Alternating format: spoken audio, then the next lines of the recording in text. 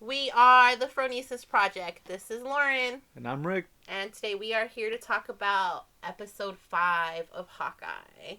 So we start off with the new Black Widow, Yelena. We open up seeing her doing her Black Widow work as she's saving the Black Widows who were poisoned, looking for the antidote. So this is post Black Widow from the movie. Like you said, she's tracking down some of her former colleagues or whatever, trying to find out whether or not they're okay. She does trap this one. Anna, I think her name is? Yeah, she gives her the antidote. She thinks she's being like a hostage. Yeah. So then we get to Yelena going to the bathroom after all that shit cools off, and then the snap happens. That I do like. I feel like I could have done without all of the Black Widow intro. Her beating up the girl really quick, then giving her the antidote, the short little explanation in the living room, then her snapping in and out of the restroom. That was really cool. Like, even if we opened with them just like that with the snap, I don't know. I just really do like the snap, so I thought that was nice to see. But everything before that, I was like, meh.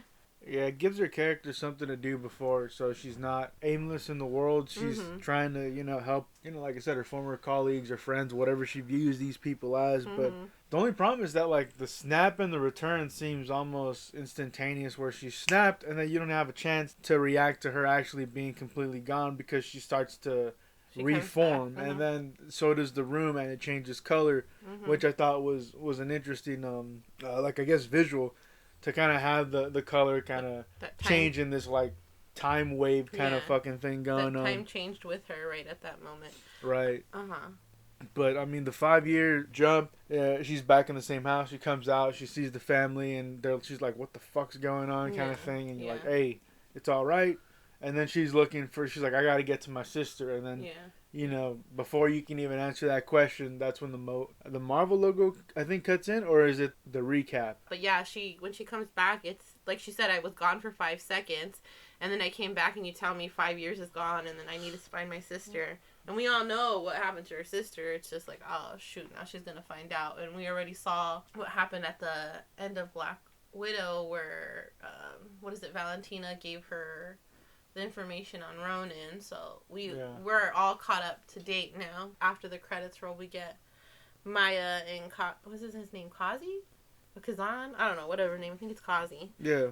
Talking in her apartment after she was shot with the arrow from Kate Bishop the night before. He's cleaning her wound and stuff. I kind of get like, are they a couple, or is he just cares? Like, he's a handler. Like, I have to make sure you're okay at all times. So he was just like, you don't have to pretend it doesn't hurt. And then she's like all pissed off, and she's like, it does hurt.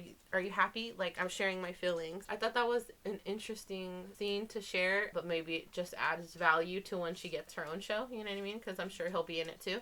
Yeah, I don't know. I personally don't give a shit about that relationship. Just like I don't give a shit about him being if he's a cop or not. If he's an informant or a cop. So it's like, I think the most interesting thing is maybe Maya and her relationship to Kingpin, and everybody else is just noise. Yeah, basically. And then we see Kate Bishop and her mom. And because she's like she's talking to her mom. She's like, Hawkeye told me to go home. Yeah. And she is, like you said, she's talking to her mom and trying to sort all that shit out, and then she goes to her apartment, right? Yeah, she goes back to her apartment because remember, her apartment was burned down, so I don't think she ever talked to the detective guy, but her house is not fixed. The window's very much open, but her mom told her to go home and get her stuff so she could come back home. She agrees. She opens the door, and then lo and behold, there's Yelena eating macaroni and cheese in her apartment.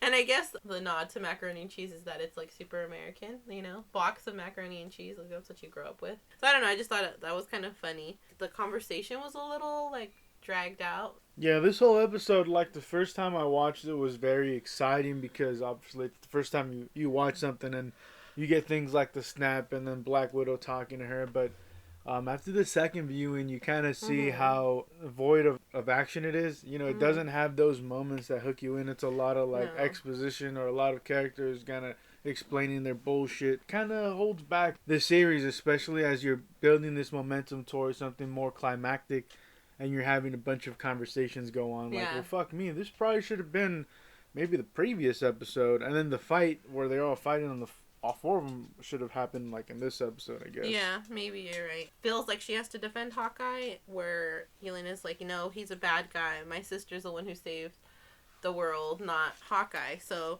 she's like, what kind of person hired you? You have to think about that, because he's not a bad person. He's an Avenger. And Yelena's like, what does that even mean? Avenger? Does that like excuse all your bad behavior? The trail of blood that follows him could go around the world. Wanted her to be like, his ledger is red. You know how like Natasha would always say? I don't really, again, the conversation where they're talking about Hawkeye, it's a bunch of these scenes in this whole episode, so it's a weak episode in terms of giving you something that's a lot more exciting, especially coming off the heels of episode 3 and having that whole bridge exchange and having that and the warehouse escape as well.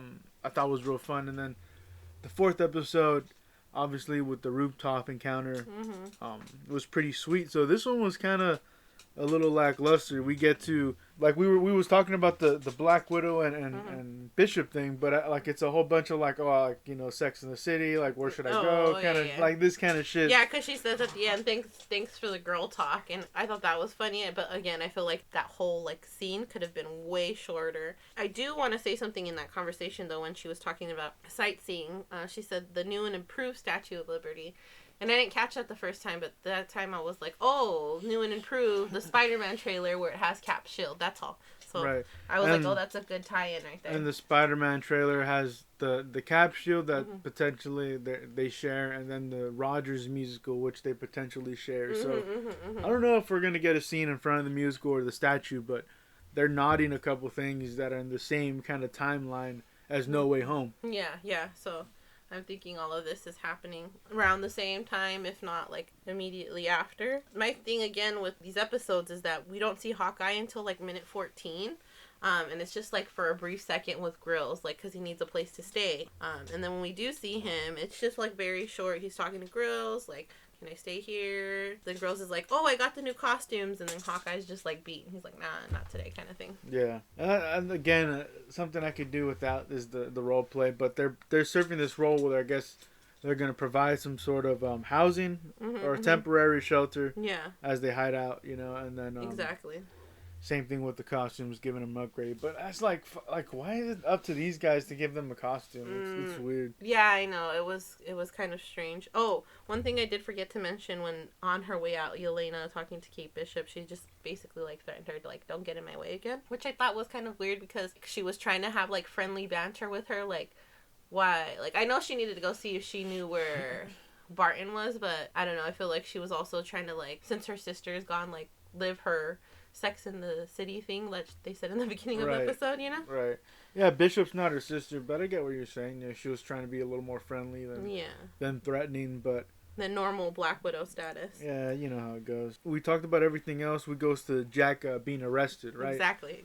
That's exactly what I was going to go to next. So you see Kate come in through the elevators, and my thing with that is that I immediately see Eleanor, her mom, watch her, which is Kate Bishop, see Jack get arrested, watch her reaction. Oh, I looked into what you told me, you were right. Like, there's like no remorse, she doesn't feel sad. Like, that's supposed to be like your future husband, your fiance. And then there's Jack saying like, I never worked a day in my life, so this is all a big misunderstanding. Jack is being framed by Eleanor. I think she's using him, and I think that's why his uncle Armand was like snake in the grass, That whole exchange is definitely weird. You have Jack saying, like, I don't know, Sloane. So I don't know if he's just being protective because it's obviously she's not Sloane, she's Bishop. Yeah, right? no, the Sloane. Mom's Bishop, so. Well, Sloane is just the name of the company, so. Yeah, so he's like, I don't know, Sloane. I dated a Sloane once or some shit like that. She was like obnoxious or terrible or something. They built this thing up, and then it was a bit of a misdirect with Jack. So now that Jack is almost certainly out of the picture, at least for potentially the series. I don't know if they'll have the character return.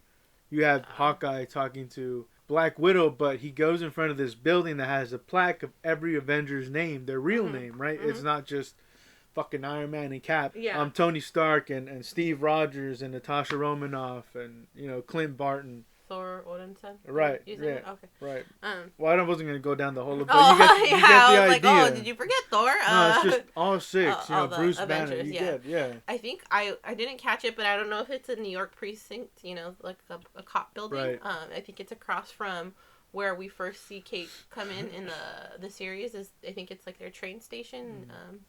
I don't know if there's this union as well, where all the trains come in, so I think it's like right there. So he takes his hearing aid out, and so he's distraction free from all the noise. And he like just kind of talks to her, bringing her in without her being in here. We saw this character for so long, and then she died, And, I know that's a ramification of the superhero world. Since that was his best friend, I still like that he doesn't forget. And then he goes and talks to her and says, like, oh, you were the strongest of all of us. And then he apologizes to her before leaving. And I'm like, what are you apologizing for? You're going to go be Ronin again? Because she, like, kind of, like, helped take you out of that life and, help give you your life back. So is that what you're saying sorry for? Because I don't think he's saying, like, I'm sorry for, I'm going to kill your sister or something. You know what I mean? I feel like it's more like, I'm sorry for going back, what you took me out of. Yeah, then you get a phone call with the wife. He is talking to her, explaining to her the situation, how this is getting messier than what it is. Not only is Maya involved, but potentially the big guy, and now Black Widow. So then she seems very supportive about what he's about to do. I think he's saying so much without saying it out loud. Basically, I'm going to get back in the Ronin suit and try to handle this specific situation, because he backed off from the whole Ronin thing after Natasha met him in Tokyo, I think it was Tokyo. I think so, because it was I think they were speaking Japanese in that scene when she found him. I like when the wife says, Laura, she said, I'm telling you, I understand more than anyone ever could. Okay, like, she's a spy. We know she's a spy, right? At this point, like, they're still talking about the watch. Like, okay, we need to figure out whose watch that is. But I'm like, this chick is definitely a spy. Before that, we saw Kate being annoying and, like, calling him multiple times. Jack got arrested. This is going on. I can't say too much. Do you think I'm a crazy person? Which she plays annoying very well, because, like, she's meant to be annoying with all those phone calls. She ends with, like, this is not over, Barton. I'm gonna find you. So then we see the Tracksuit Mafia listening to Run DMC. I like that. Whoever, did the music, I'm not mad about it, and it's good. And then they get the arrow with the message telling Maya to meet where they first met Ronin. Then I think we meet Maya right after that, right? Yeah, because they shot the arrow into the car. They tell him to meet alone, and then you meet Maya at that car. What is it, like a dealership? Car lot, like from where the incident occurred, where he slipped in as Ronin and massacred all those individuals and her dad, right? So he goes in there. He tells her to meet her alone. He sees that she brought backup. He starts to take out the other people, so it's a one-on-one situation.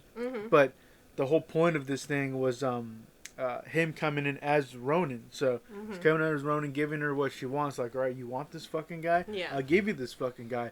But I'm telling you, back off from my family, back off from everything that we built, away from this shit, because I saw the names that you were writing down, I'll let you know what the fuck's up. I'll let you know that I was tipped off by an informant. And, the person that wants to kill your dad, you might be surprised. Yeah, that's what upset her more, because that's when she, like, takes the sword and it was gonna, like, get him, and that's when Kate Bishop comes in and shoots the arrow and saves him.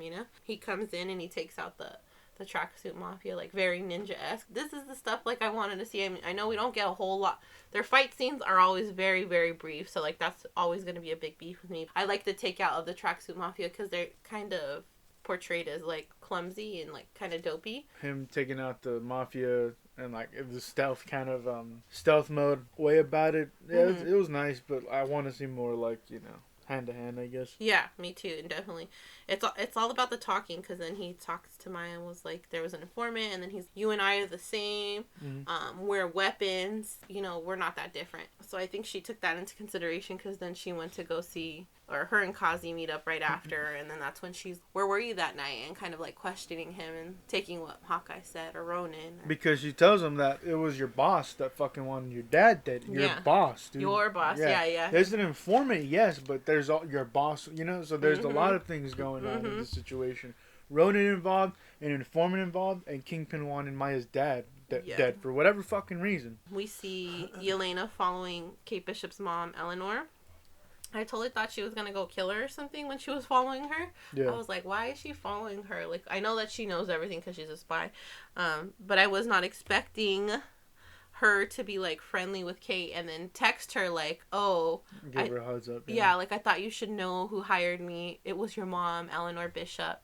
And then we get the introduction of Kingpin through a fucking text message, a picture text message. Yeah, potato quality. It was terrible. It was not. I'm like, how are you a security heiress and you have a shitty phone? But yeah, I think it's an underwhelming reveal. Like, it's dope that Kingpin's back, dude. Like, everybody everybody that was on this show knew that this character was coming to the show. Yeah. And like, the reveal is that, like, it should have been an actual in-person appearance where he's in front of a camera and he's, you know, he doesn't even have to say a line if you don't want to, but just fucking have the person in front of the camera. Don't give me this picture, dude. How Jack was like, honey, I'll be back tonight for your Christmas party.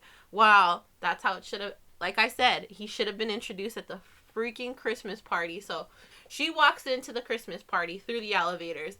She sees Kingpin and then right behind her mom, and they're talking. She doesn't know who he is until, you know, she sees Hawkeye later, kind of thing. Like, I feel like, or that's how they cut the episode. Elevator's door open, Kingpin, Eleanor, done. That's it. Yeah, this should have ended at the Christmas party with Kate coming up, seeing her mom at the party, maybe seeing Kingpin first. I like the idea for coming up and seeing her mom and Kingpin and her going like, what the fuck with Hawkeye there, but at the same time it's like, why would Hawkeye need to go to the fucking Christmas party? Yeah, especially since the mom basically doesn't like him, so why would he go with her, you know? Yeah, but I like that idea of introducing him at the party. Yeah, I think that would have been way better. Bishop running into him. Him knowing her from when she was little or something and maybe, like, forgetting. Like, if we get a flashback of that, I think that would be fucking cool. Right. Like after that episode, like, if, say, the elevator's door open, she sees Kingpin, then, you know, she goes and talks to her mom next episode, and she's like, no, I don't remember you, and he's like, oh, I remember you, and then we get a flashback scene of when, you know, she was little. I think that would be cool. But this is all lining up to be a pretty explosive 6th episode. I am concerned about there not being enough time to handle some of these situations, just because I know Echo's not going to be finished. I know the Black Widow and the Hawkeye thing will be settled, and potentially Bishop earning her spot. Not an Avenger, but as a person to call upon. Yeah, and I feel like they're trying to, like, lay the foundation of her and Kate being, like, besties kind of early on, so. Crossing my fingers for a Spider-Man cameo in this Hawkeye episode, the final one. Please, dear Lord Feige, deliver. We are the Phronesis Projects, and thanks so much for watching. We'll see you next time.